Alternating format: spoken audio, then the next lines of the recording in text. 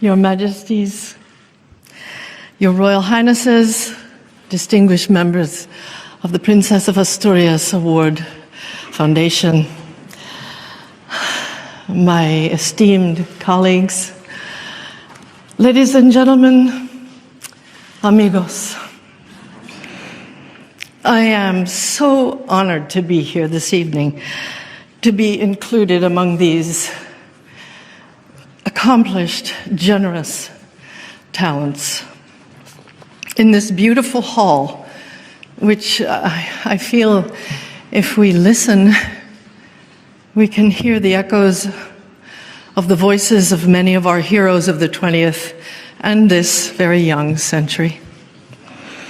It's hard for me to imagine that I am here, because I think sometimes that I have pretended to be extraordinary women all my life, that sometimes I'm mistaken for one. But I am truly, truly grateful for this recognition of the art of acting, which is the work of my life, and the essence of which remains very mysterious even to me. What is it that actors do, really? The actor's shape-shifting, substanceless gift is what makes it hard to assess and measure. What is its worth to us? Its value? I know for me, when I see a performance that speaks to me, particularly, I keep it in my heart for days or even decades. You know, when I feel that other person's pain or their joy or I laugh at their foolishness, I feel as if I've discovered something true, and I feel more alive, and I feel connected. But connected to what? To people, other people. To have the experience of being someone else. So what is this magic connection? We know that empathy is the heart of the actor's gift. It's the current that connects me and my actual pulse to a fictional character. And I can make her heart race, or I can quiet it as a scene requires, and my nervous system, sympathetically wired to hers, carries that current out to you and to the woman sitting next to you and to her friend. And in the live theater, we can all feel as if we're feeling it together. And it is easier to be emotionally connected to people who are like us. You know,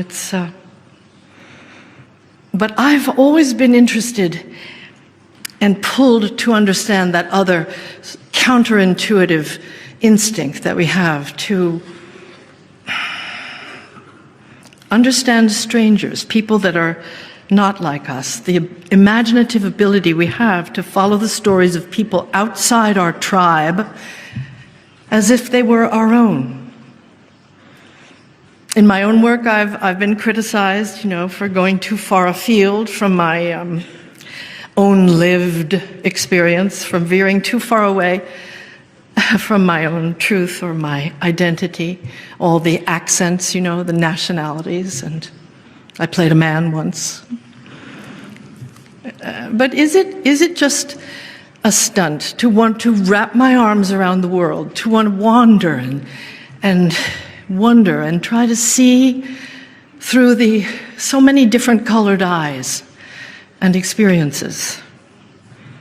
I'm just a nice middle-class girl from New Jersey. So who am I to presume to wear the shoes of the first female Prime Minister of the UK, or to imagine being a Polish Holocaust survivor, an Italian housewife, or a rabbi, or the arbiter, the final arbiter of the fashion world? because that's not my area of expertise, honestly. A great Spanish artist, Pablo Picasso, said, "To imitate others is necessary. To imitate oneself is pathetic." And another great Spanish artist, Penelope Cruz, said, "You cannot live your life looking at yourself from someone else's point of view." Huh? That's my bad Penelope imitation. So I persevere in spite of the critics because I think it is an actor's job to trespass, to appropriate another's life, to embody lives that are not like ours. The most important part of our job is to make each life accessible and felt to an audience, whether that audience is in a small theater in Malaga or whether they're watching via streaming media from all around the globe. One rule that actors are taught in drama school is that you must never judge your character, the character you're playing. Judging makes you sit outside her experience. And the bargain you make when you climb into her shoes is to try to see the world through her eyes. Let the audience judge. You make your own best case on her behalf. We are all born with fellow feeling, empathy, a porous shared humanity. Babies will cry just on seeing the tears of another. But as we grow up, we set about to tamp down those feelings, to suppress them, and to supplant them in favor of self-preservation or ideology, and we mistrust and we suspect the motives of other people that are not like us. And so we arrive at this unhappy moment in history. When I was in college, I designed the costumes for Lorca's great timeless play, The House of Bernarda Alba. And in it, one of the sisters, Martirio, says, "History repeats itself. I can see that everything is a terrible repetition." And Lorca wrote this impassioned play 2 months before his own murder, on the eve of another cataclysm, that he could see from so high above, that he had such a distance on events so close to his own throat is extraordinary. That he could express through Martirio a wisdom that could not save him, but serves as a warning to us is a gift to the world. To act in such a play is to give a voice to the dead that the living can hear. It's an actor's privilege.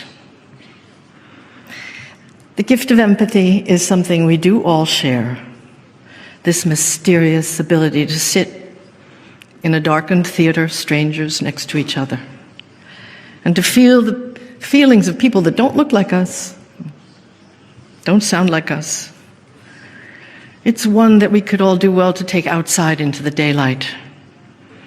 Empathy. Empathy may be a radical form of outreach and diplomacy in other theaters of endeavor in our world, in our increasingly hostile and volatile world. I hope we take to heart another lesson that every actor is taught, and that is, it's all about listening. Thank you for listening. Thank you. And thank you for this great honor. Thank you.